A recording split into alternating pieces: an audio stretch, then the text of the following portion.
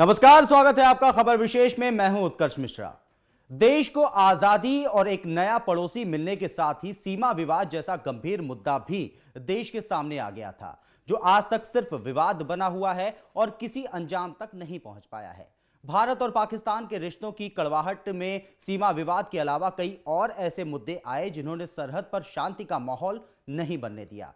आतंकवाद जैसे मुद्दों पर पाकिस्तानी सरकार और सेना की सोच ने हमेशा भारत के लिए मुश्किलें पैदा की हैं, लेकिन आज तक इनसे निपटा नहीं जा सका है। अब हालात ये हैं कि दोनों देशों में सियासी तख्ता पलट हो या फिर सेना की बदलती कमान, एक दूसरे पर नजर टिकी रहती है। भारत के लिए यह ज्यादा महत्वपूर्ण इसलिए भी हो जाता है क्योंकि भारत हमेशा पाकिस्तान के ऊपर यह आरोप लगाता है कि पाक अपनी जमीन से भारत विरोधी आतंकवाद को रोकने के लिए कारगर कदम नहीं उठाता है।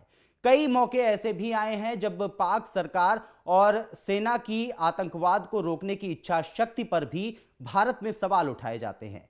ऐसे में जब सरकार के साथ ही सेना में भी कोई नया बदलाव होता है तो नई बहस शुरू हो जाती है। और अब जब पाक सेना की कमान नए हाथों में जाने की तैयारी हो रही है तो इस पर भी चर्चा होना लाजमी है, क्योंकि भारत के लिए पाकिस्तान में महत्वपूर्ण पदों पर बैठे लोगों की सोच काफी मायने रखती है। और नए बदलाव के तहत पाकिस्तानी सेना की कमान अब जनरल कियानी के बाद राहिल शरीफ के हाथों में जा रही है।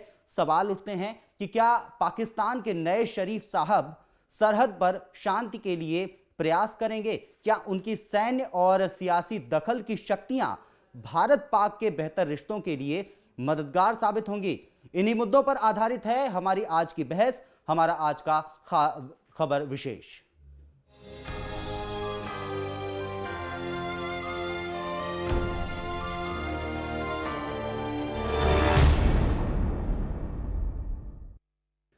छह सालों तक पाक सेना की कमान संभालने के बाद अब जनरल कियानी 29 नवंबर को रिटायर हो जाएंगे और उनकी जगह राहिल शरीफ अब पाक सेना में इस बड़े पद की जिम्मेदारी संभालेंगे। हाल के दौर में सरहद पर जो हालात बने उसने ठंडी वादियों में खूब गर्मी फैलाई। उसकी आंच से दिल्ली ही नहीं पूरा देश प्रभावित हुआ। अब नए शरीफ को देखना है कि वो क्या सोच लेकर के चलते हैं। एक रिपोर्ट।